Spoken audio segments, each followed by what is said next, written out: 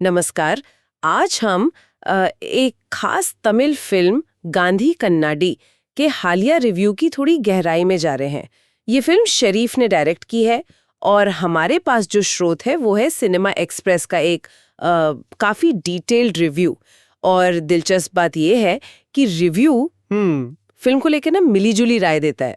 हाँ, बिल्कुल। फिल्म की कहानी दो बिल्कुल अलग पीढ़ियों की प्रेम कहानियों को एक साथ पिरोने की कोशिश करती है। एक तरफ एक उम्रदराज जोड़ा है, दूसरी तरफ एक यंग कपल। तो रिव्यू यही सवाल उठाता है कि क्या ये कोशिश कामयाब हुई, क्या इन दोनों धागों को ठीक से बुना जा सका है। बिल्कुल।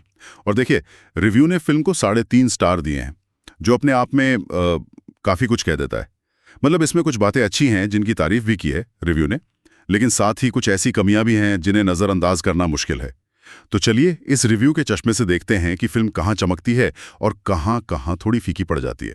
ठीक है, तो खोलते हैं इस पिटारे को। रिव्यू सबसे पहले हमारा ध्यान खींचता है फिल्म के दो मुख्य जोड़ों की तरफ। पहले है गांधी, जिनका किरदार बालाजी शक्तिवेल ने निभाया है, और कन्नम्मा, जिन्हें अर्चना ने पर्दे पर उतारा है। ये एक बुजुर्ग जोड़ा है जिनकी जिंदगी गरीबी में गुजर रही है, पर उनके बीच प्यार बहुत गहरा है, अटूट है।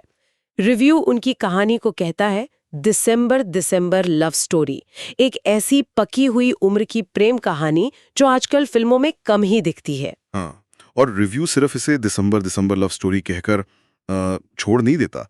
वो बताता है कि ये रिश्ता कैसे छोटी छोटी चीजों से बना है। जैसे कन्नम्मा का रोज अपनी पति की नजर उतारने के लिए वो नमक मिर्च लाना, ये एक छोटी सी रस्म है, लेकिन उनके गहरे विश्वास और परवाह को दिखाती है। या फिर गांधी का स्कूटर चलाते वक्त अपनी पत्नी के सेफ्टी इंस्ट्रक्शंस को इतने ध्यान से सुनना, जैसे वो जिंदगी के सबसे जरूरी नियम हो। रिव्यू के हिसाब से ये पल कहानी को जमीनी और सच्चा बनाते हैं। और इन पलों को जीवंत बनाने का क्रेडिट काफी हद तक बालाजी शक्तिवेल के अभिनय को दिया गया है। रिव्यू में उनके काम की बहुत तारीफ है। ऐसा लगता है कि उन्होंने गांधी के किरदार की जो मासूमियत है उसको बहुत खूबसूरती से पकड़ा है। बिल्कुल। रिव्यू इस बात पे जोर देता है कि शक्तिवेल सिर्फ मासूमियत नहीं दिखाते, बल्कि वो छोटे छोटे इशारों से, जैसे पत्नी की बात सुनते हुए उनकी आंखों में चिंता दिखना या खुशी के पल में वो बच्चों जैसी एक निश्चलता, इस किरदार को यादगार बनाते हैं। रिव्यू के मुताबिक ये सिर्फ डायलॉग डिलीवरी नहीं है, बल्कि पूरी बॉडी लैंग्वेज है जो गांधी के किरदार को जान डाल देती है उसमें। वो एक ऐसे इंसान लगते हैं जो दुनिया की भागदौड़ से थोड़ा कटा हुआ है, अपनी पत्नी के प्रेम में रमा हुआ है और जिसे भौतिक चीजों की ज्यादा परवाह नहीं। और अर्चना का कन्नम्मा के रूप में उनका साथ देना वो भी बहुत महत्वपूर्ण है। रिव्यू कहता है कि दोनों के बीच की केमिस्ट्री बहुत स्वाभाविक लगती है, जो इस कहानी की नींव है। ये तो हुई एक कहानी। दूसरी तरफ है काथिर, बाला निभा रहे, और गीता यानी नमिता कृष्णमूर्ति। ये युवा जोड़ा है जिनकी प्रेम कहानी को रिव्यू परिपक्व और प्रगतिशील बताता है। दिलचस्प है कि रिव्यू ये भी कहता है कि उनकी कहानी में आजकल की फिल्मों वाले वो टिपिकल क्लीशेज नहीं है। कोई बनावटी इंट्रोडक्शन नहीं, कोई अजीब पहली मुलाकातें या बेवजह के झगड़े, वैसा कुछ नहीं। हाँ, और ये प्रगतिशीलता उनके रिश्तों की बातचीत में भी झलकती है, ऐसा रिव्यू का मानना है। काथिर एक इवेंट मैनेजमेंट एजेंसी चलाते हैं और यही कहानी का मोड़ आता है जब गांधी अपनी पत्नी कन्नम्मा की 60वीं सालगिरह यानी षष्ट्यब्द पूर्ति उसको बहुत धूमधाम से मनाने का सपना लेकर काथिर के पास पहुंचते हैं। यहीं से दो अलग दुनियाएं टकराती हैं। तो रिव्यू को इन दोनों जोड़ों की कहानियों में कुछ यथार्थवादी पहलू पसंद आए हैं, कुछ रियल चीजें। बिल्कुल। रिव्यू कुछ खास पलों की सराहना करता है, जैसे काथिर और गीता के बीच पैसों को लेकर होने वाली बातचीत, कैसे रिश्ते और शादीशुदा जिंदगी में पैसा एक अहमियत रखता है। इसे बहुत सीधे और सरल तरीके से दिखाया गया है, जो बनावटी नहीं लगता। दूसरी तरफ गांधी का अपनी पत्नी के रोजाना बनाए साधारण खाने की भी दिल खोलकर तारीफ करना, भले ही वो कितना भी सामान्य क्यों ना हो, ये उनके प्यार की गहराई दिखाता है। और जब बाद में वो इसी सादगी भरे प्यार का बचाव करते हैं तो वो पल वाकई दिल को छू जाते हैं। रिव्यू ये भी नोट करता है कि फिल्म कामकाजी वर्ग के संघर्षों को, उनकी रोजमर्रा की जद्दोजहद को बिना लाग लपेट के दिखाने की कोशिश करती है, जो एक पॉजिटिव पहलू है।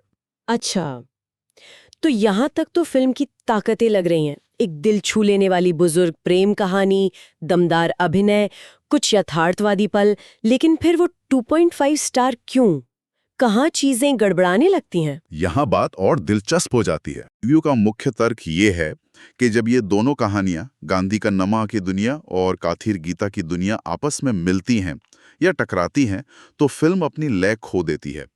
ऐसा महसूस होता है कि डायरेक्टर या राइटर ये तय नहीं कर पाए कि इन दो बिल्कुल अलग तरह की प्रेम कहानियों को कैसे बैलेंस किया जाए और उनका संगम कैसे दिखाया जाए। तो मतलब रिव्यू का मानना है कि दोनों कहानियों का फोकस इतना अलग था। एक तरफ मासूम, गहरा, दशकों पुराना प्यार, दूसरी तरफ आधुनिक, प्रगतिशील, लेकिन शायद उतना गहरा नहीं दिखाया गया रिश्ता कि उन्हें जोड़ने वाला जो धागा था, यानी वो 60वीं सालगिरह का इवेंट, वो काफी कमजोर महसूस हुआ। आप बिल्कुल सही समझ रही हैं। रिव्यू इसी तरफ इशारा कर रहा है। जो क्षमता कहानी में थी, यानी बदलते समय के साथ प्यार कैसे बदलता है या स्थिर रहता है, इसका एक समानांतर चित्रण करने की उसे पूरी तरह से भुनाया नहीं गया। ऐसा लगता है कि कहानी शायद दो अलग फिल्मों के आइडियाज को एक में फिट करने की कोशिश में उलझ गई। एक तरफ आत्मा को छूने वाला ड्रामा है, दूसरी तरफ एक मॉडर्न रिश्ते की कहानी, और दोनों के बीच का पुल मजबूत नहीं बन पाया। और किरदारों के विकास में भी समस्या बताई गई है, खासकर युवा जोड़े के किरदार में। हाँ, लेखन में असंतुलन एक बड़ा मुद्दा है जिसे रिव्यू ने उठाया है। जहां गांधी का चरित्र बहुत बहुत गहराई से, बारीकियों के साथ घड़ा गया है, वहीं कांथिर का चरित्र उतना प्रभावशाली नहीं बन पाया है। रिव्यू के अनुसार कांथिर को शुरुआत में मुख्य रूप से एक बिजनेसमैन के तौर पर दिखाया गया है, जो सिर्फ अपने प्रॉफिट के बारे में सोचता है और गांधी की भावनाओं के प्रति काफी हद तक उदासीन है। वो गांधी को महज एक क्लाइंट समझता है जिसके सपने से उसे पैसा कमाना है। और जब उसका हृदय परिवर्तन होता है, वो जो चेंज आता है, तो वो स्वाभाविक नहीं लगता। रिव्यू का यही कहना है, उसके कैरेक्टर का डेवलपमेंट जब वो कथित तौर पर बदलता है और गांधी की भावनाओं को समझने लगता है, वो बहुत अचानक और शायद थोड़ा बनावटी लगता है। दर्शकों को ये यकीन दिलाना मुश्किल हो जाता है कि ये बदलाव क्यों और कैसे आया। ये उस गहराई से मेल नहीं खाता जो गांधी के किरदार में देखने को मिलती है। इस इम्बैलेंस की वजह से फिल्म का इमोशनल असर कमजोर पड़ जाता है। रिव्यू एक और आम फिल्मी समस्या का जिक्र करता है, सेकेंड हाफ का श्राप। इसका क्या मतलब है इस फिल्म के संदर्भ में? हाँ, सेकंड हाफ का श्राप मतलब फिल्म का दूसरा भाग पहले भाग की तुलना में कमजोर होना या अपनी राह से भटक जाना। रिव्यू के मुताबिक गांधी कन्नड़ी भी इससे बच नहीं पाई है। दूसरे भाग में जबरदस्ती का ह्यूमर डालने की कोशिश की गई है, जो कहानी के मूल भाव से मेल नहीं खाता और थोड़ा अजीब लगता है। ऐसा लगता है कि कहानी अपने मुख्य उद्देश्य दो पीढ़ियों के प्यार को दर्शाने से भटक कर कहीं और चली जाती है। क्या रिव्यू बताता है कि हास्य कहाँ से आया? क्या कहानी अचानक कुछ असंबंधित सबप्लॉट में चली गई? रिव्यू बहुत विस्तार में नहीं जाता, लेकिन इशारा यही है कि कहानी को हल्का करने या शायद दर्शकों को बांधे रखने के लिए कुछ ऐसे कॉमिक सीक्वेंस डाले गए जो ऑर्गेनिक नहीं लगते।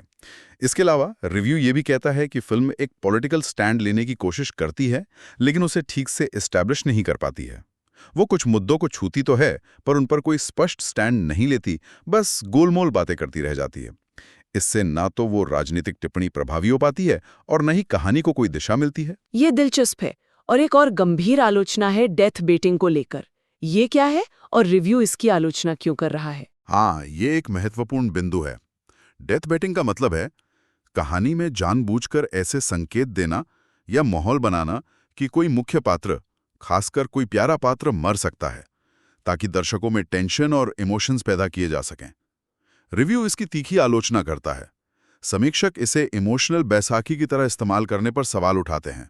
वो पूछते हैं कि क्या कहानी कहने के लिए हमेशा किरदारों की जान दांव पर लगाना जरूरी है? मतलब क्या किसी पात्र की अंतरात्मा जगाने या दर्शकों को रुलाने के लिए हमेशा किसी ट्रेजेडी का ही सहारा लेना पड़ता है? बिल्कुल। रिव्यू यही सवाल पूछता है, क्या पात्रों का विकास, उनका बदलना बिना किसी मौत के खतरे के नहीं दिखाया जा सकता? क्या दुखद घटनाओं पर यह निर्भरता कहानी कहने की कला को सीमित नहीं करती? रिव्यू का मानना है कि ये एक आसान रास्ता है भावनाएं जगाने का, लेकिन ये रचनात्मकता की कमी को भी दर्शाता है। ये कहानी कहने के तरीके पर एक गंभीर टिप्पणी है। तो इन सब बातों का कुल मतलब क्या निकलता है? अगर हम रिव्यू के नजरिए से देखें तो फिल्म की तस्वीर कैसी बनती है? देखिए, रिव्यू एक ऐसी तस्वीर पेश करता है जहां एक तरफ कैनवस पर बहुत खूबसूरत रंग हैं, जैसे गांधी और कन्नम्मा का दिल छू लेने वाला प्यार, बालाजी शक्तिवेल का वो यादगार अभिनय, कुछ सच्चे और प्यारे पल। लेकिन दूसरी तरफ कैनवस पर कुछ धब्बे भी हैं, कुछ रंग फीके पड़ गए हैं, कहानी कहने का तरीका उलझा हुआ है। दोनों कहानियों का संगम ठीक से नहीं हो पाया है। काथिर जैसे अहम किरदार का विकास अधूरा रह गया है। और रिव्यू के हिसाब से सबसे बड़ा चूका हुआ अवसर क्या था? वो कौन सी चीज थी जो फिल्म को यादगार बना सकती थी पर बनी नहीं? रिव्यू द्वारा पहचाना गया सबसे बड़ा चूका हुआ अवसर है गांधी और काथिर के बीच का वो जो संभावित डायलॉग हो सकता था, या सीखने की प्रक्रिया। सोचिए, एक तरफ गांधी हैं जिनका प्यार दशकों की कसौटी पर खरा उतरा है, जो सादगी और समर्पण में विश्वास रखते हैं। दूसरी तरफ काथिर हैं जो आज की तेज रफ्तार दुनिया का प्रतिनिधित्व करते हैं, जहां रिश्ते शायद ज्यादा प्रैक्टिकल हो गए हैं। इन दोनों के बीच प्यार की लंबी उम्रें, उसके मायने और बदलते वक्त के साथ रिश्तों के बदलते स्वरूप पर एक गहरा संवाद हो सकता था। गांधी का अनुभव और काथिर की आधुनिक सोच का टकराव या मेल प्यार की समझ को गहरा कर सकता था। निश्चित रूप से वो एक दूसरे से क्या सीख सकते थे? क्या गांधी काथिर को स्थायी प्रेम का मतलब समझा सकते थे? क्या काथिर गांधी को आज की दुनिया की सच्चाइयों से रूबरू करा सकते थे?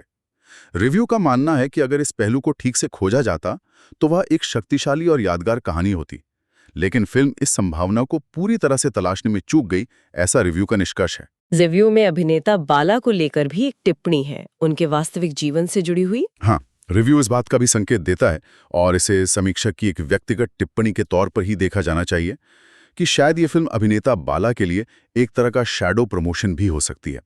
ऐसा इसलिए कहा गया है क्योंकि बाला, जो कल्लक्खा पोवत्थु यारू जैसे कॉमेडी शो से मशहूर हुए हैं, अपनी असल जिंदगी में परोपकारी कामों और दानशीलता के लिए भी जाने जाते हैं। फिल्म में उनका किरदार भी कुछ हद तक इसी छवि से मिलता जुलता दिखाया गया है, खासकर बाद के हिस्सों में। रिव्यू का ये अवलोकन फिल्म के निर्माण के पीछे के संभावित इरादों या उसके प्रभाव पर एक अतिरिक्त परत जोड़ता है।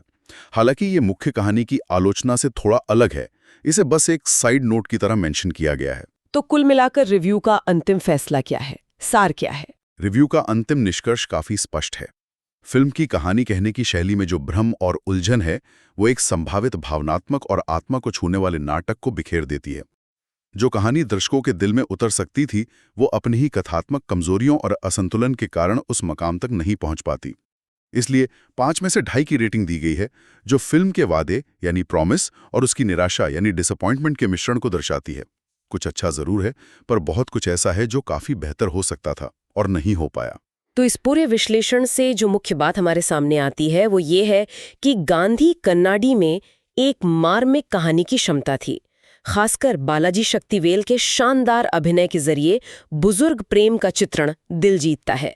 लेकिन फिल्म अपनी 2 समानांतर कहानियों के बीच तालमेल बिठाने, युवा किरदारों को गहराई देने और एक कसी हुई पटकथा बनाने में संघर्ष करती है, जैसा कि सिनेमा एक्सप्रेस के रिव्यू में बताया गया है। बिल्कुल, और ये स्थिति हमें कुछ बड़े सवालों पर सोचने के लिए मजबूर करती है। क्या आज के दौर में जहां रिश्ते इतनी तेजी से बन और बिगड़ रहे हैं, सिनेमा धीमी, स्थायी और गहरी प्रेम कहानियों को सफलतापूर्वक दर्शाने में संतुलन बनाने के लिए संघर्ष कर रहा है? क्या युवा पीढ़ी की कहानियों को प्रगतिशील दिखाने की कोशिश में अक्सर उनकी भावनात्मक गहराई खो जाती है? या फिर जैसा कि रिव्यू ने डेथ बेटिंग के जरिए इशारा किया कि दर्शकों की तत्काल भावनात्मक प्रतिक्रिया पाने के लिए दुखद घटनाओं और मेलोड्रामा पर अत्यधिक निर्भरता रचनात्मकता को सीमित कर रही है? क्या बिना किसी बड़ी त्रासदी या मौत के खतरे के किरदारों को सार्थक विकास और भावनात्मक सफर दिखाना संभव नहीं है? ये कुछ ऐसे सवाल हैं जिन पर शायद विचार किया जा सकता है।